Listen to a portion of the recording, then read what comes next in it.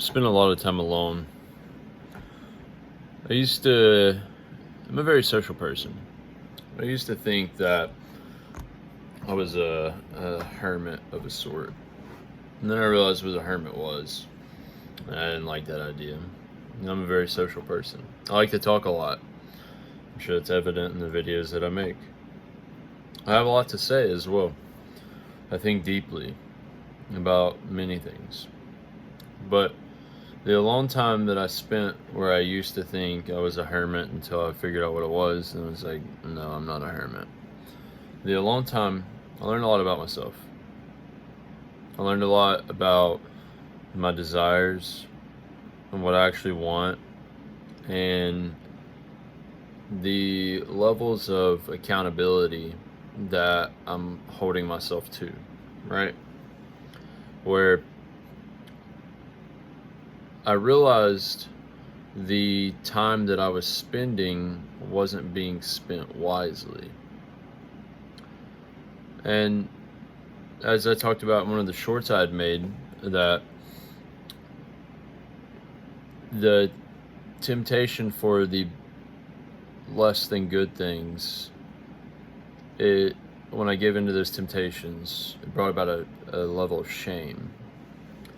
And that shame, if not channeled as energy,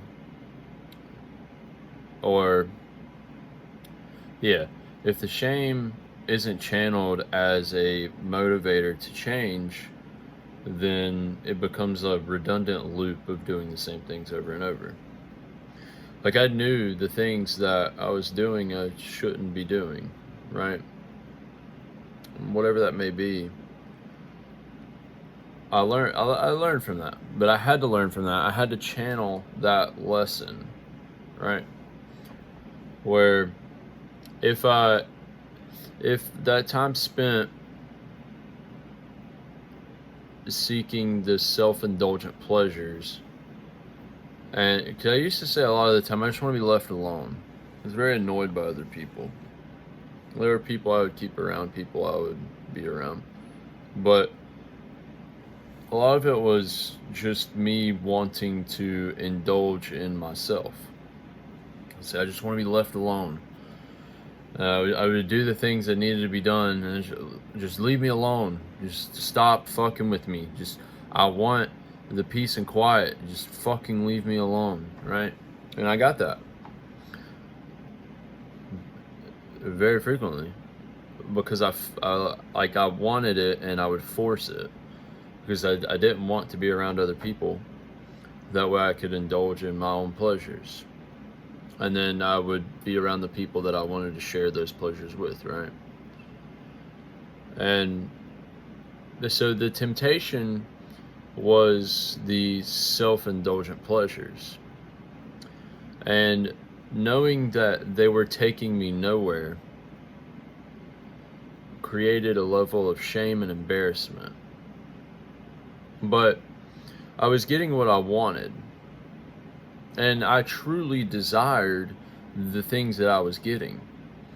So it didn't feel bad, but I knew that it was wrong, right? Whether it be drug use or being able to run off and go do the things that I wanted to do, or just being at home in the quiet and not hearing anyone, not having anyone ask anything of me, not feeling as if I needed to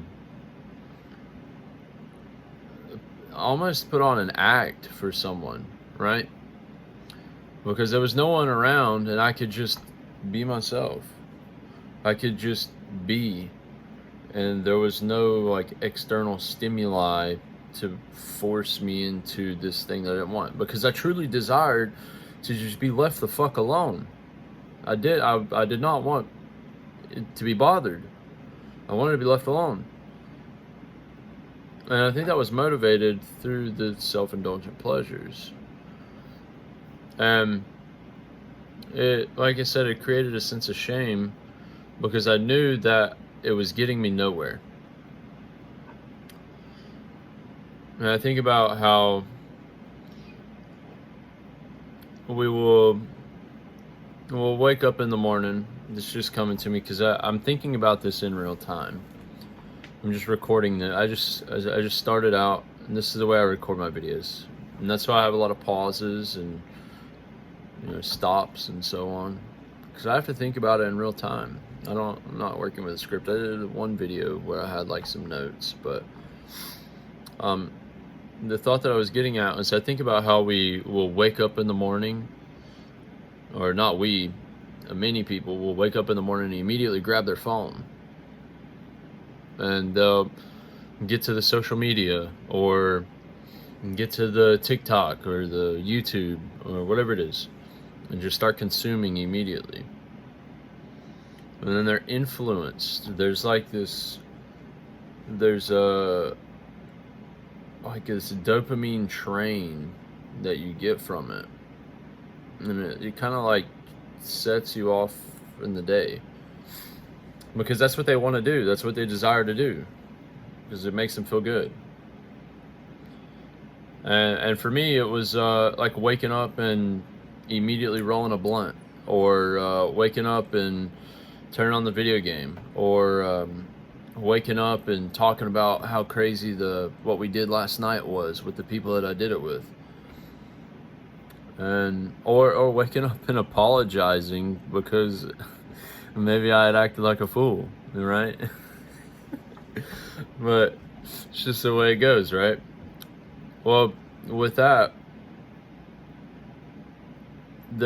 it's setting up the trajectory for your day.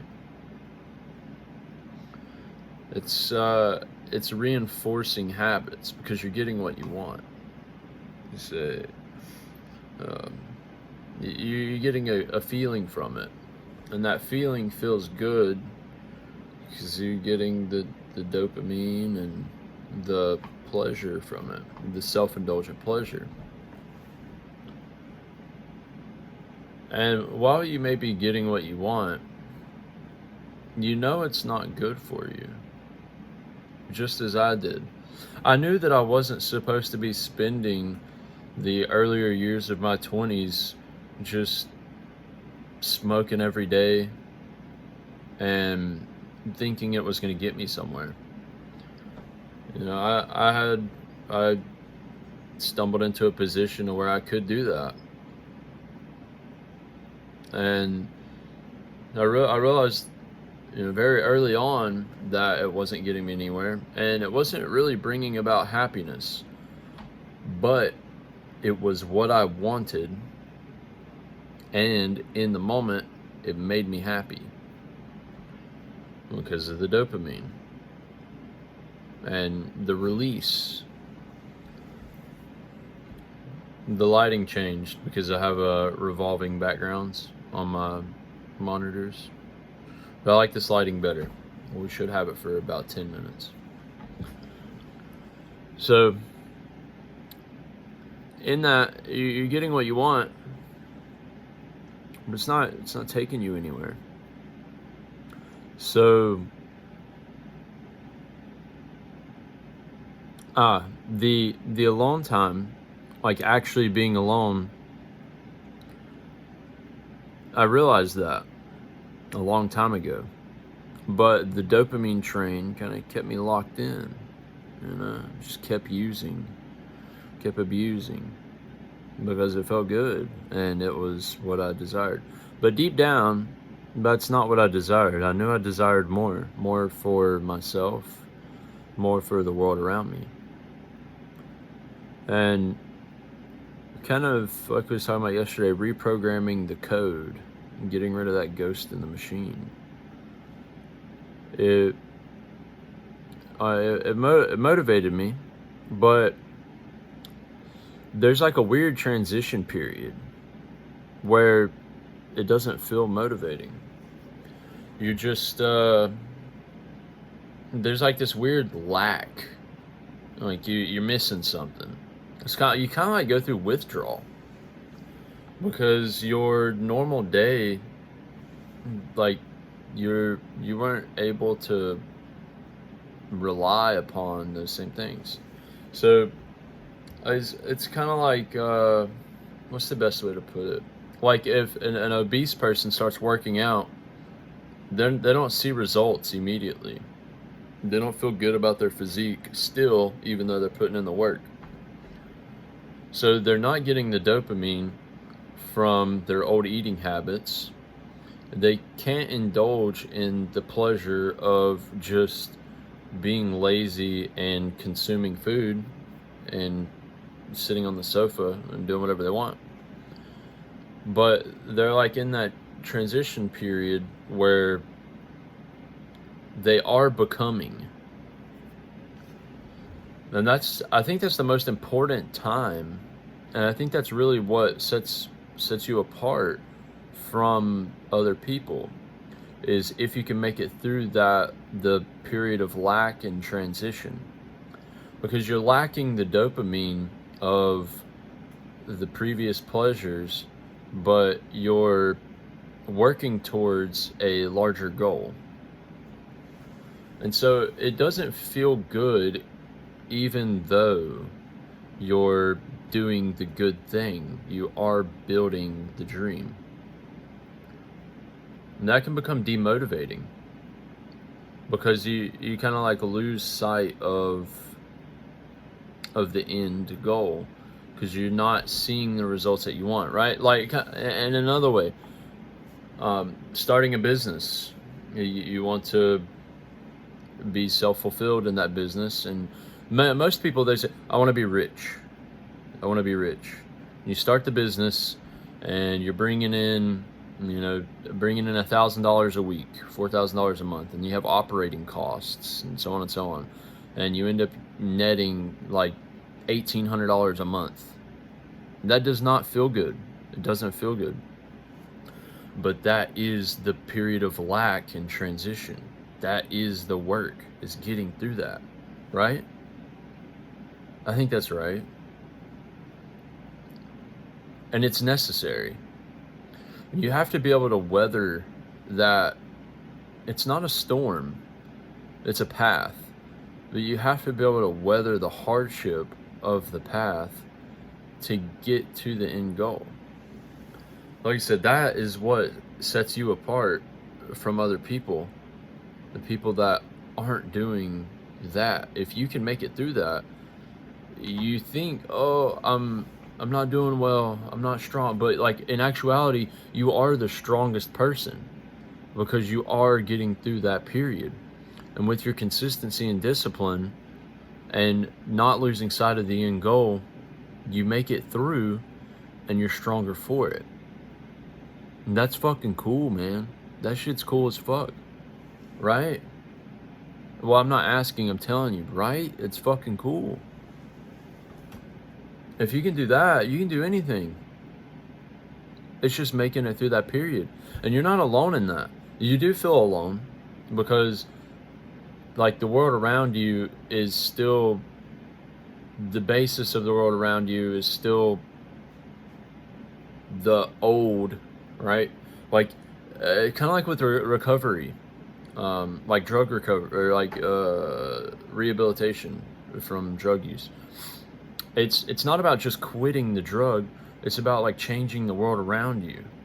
And you do, there's parts to it, but like one part to it is to surround yourself with people that actually care about you and that genuinely want the best for you and that actually desire you to be in a successful position, not people that are stuck in their ways. And so it's like you need a good community around you of people that hold you accountable, that actually have your best interest, right?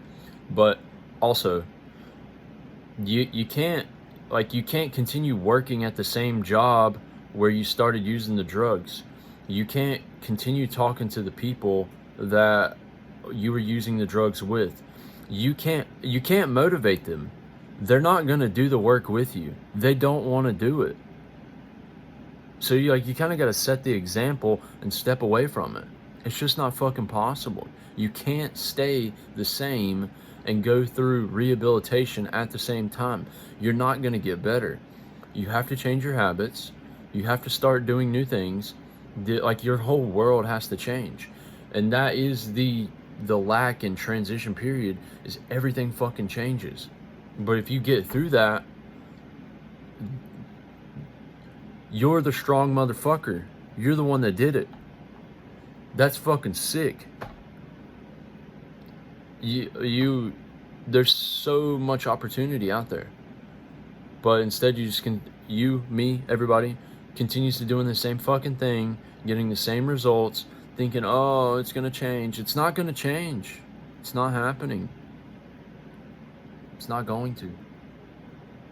The only way it's gonna happen is by you showing up, you being consistent and putting in the work. Me too.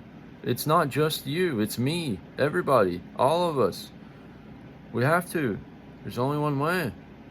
And it's through change and hardship in the transition period. It's not going to feel good because you're used to this dopamine train. You're used to the waking up and watching Netflix and drinking on the weekends and coming home after work and smoking and fucking chasing bitches and all that shit. That's what you're used to. But it's not gonna work, buddy. It ain't happening. Your focus is fucked up. You're not focusing on the right things whenever you're just chasing the dopamine. Now, in the end, it's technically you're kind of chasing the dopamine, the success of the endeavor, but you're not getting dopamine from it whenever you're 210 pounds and you're down 7 pounds and you still look the same. You're like, what the fuck is all this effort for? You know? And that's what we're doing. We're trimming the fat of our life.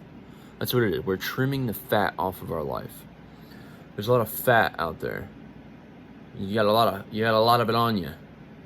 You got to trim it. You got to get it going. And that's kind of the point of the recovery, rehabilitation, the transition period, the lacking period.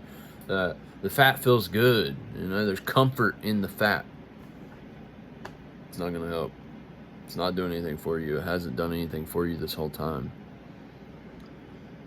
So if we can get through that period, then it may not seem like it, but you're strong as fuck. The other day I had a bad day. Or I thought I was having a bad day. And I had it reframed for me. I had uploaded 2 videos in 12 hours.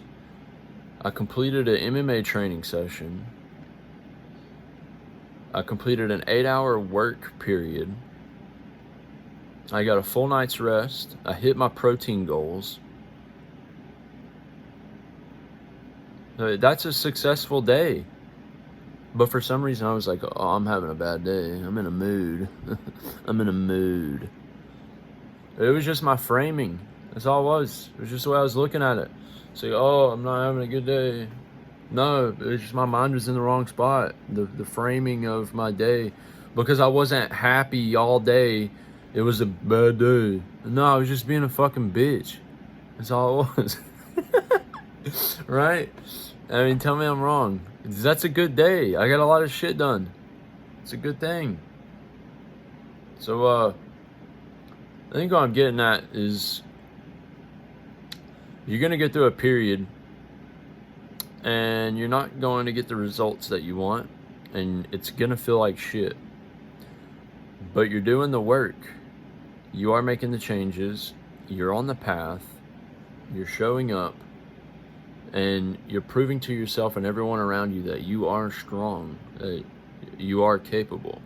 Most importantly, you're proving it to yourself. You just have to realize that. Realize it. You're doing the thing, brother. You're doing it. It's good shit.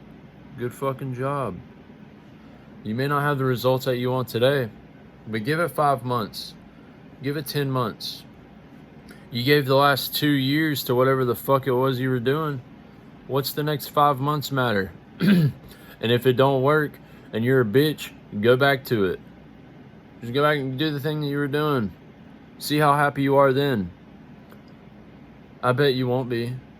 Because you know that you're capable of doing so much better for yourself. And you still went back to the same old shit. It's pitiful. It's fucking pitiful. I think that's all for today. We'll talk about something else another time. I want to talk about that today. I kind of want to talk about that. I actually didn't know what I want to talk about. Whatever the first sentence I started with, that was the jumping point, and then whatever else I said after the first sentence was just, it's organic flow.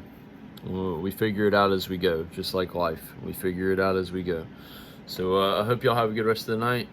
It is 11 o'clock. I need to go to bed, and I will catch you all again tomorrow. Remember, no excuses, only results. Y'all take care, all right?